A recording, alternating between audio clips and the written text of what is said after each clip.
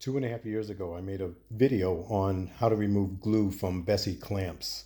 It was very well received, and I thank you all for your positive comments. I kind of wish I knew how to attach a little one of those little things where people point up and say, "Oh, there's you can click on this and it'll bring you back to that video." But I don't know how to do that kind of stuff. So if you want to know how to do that, just Google how to remove glue from Bessey clamps, and my other video will pop up. But in the meantime, about 6 months later, I discovered something else about these clamps, something that had been bothering me for a while. Now, we all know how these work.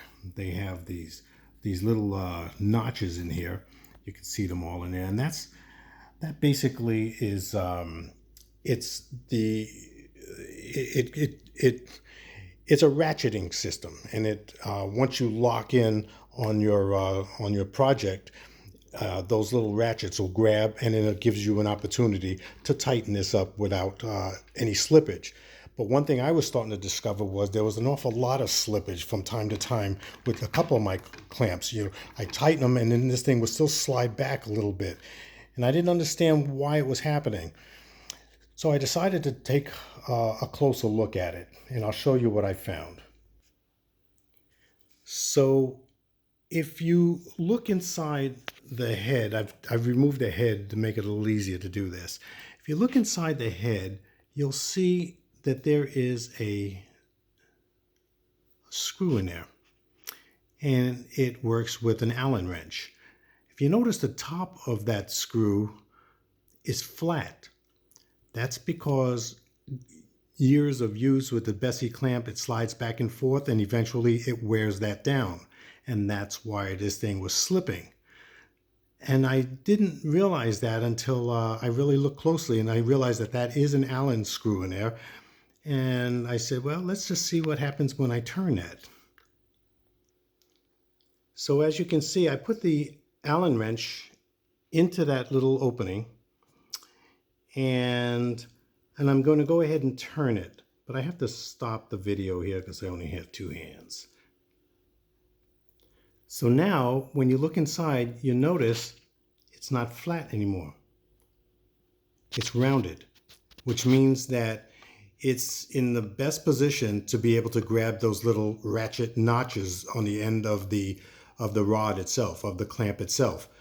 And it didn't take any effort to turn that. It's just basically just put the Allen wrench in there and turn it. You have to take the head off, of course, and once you do that, you'll see there's two of them. There's one there, and then there's one up on the other side, on the back, all the way up on the inside. However, this one is accessible. The other one is not. It'll take a little bit of work to get to the other one, but I found that this is the only one I really needed to turn. This is the only one that I needed to adjust, because that's the one that works the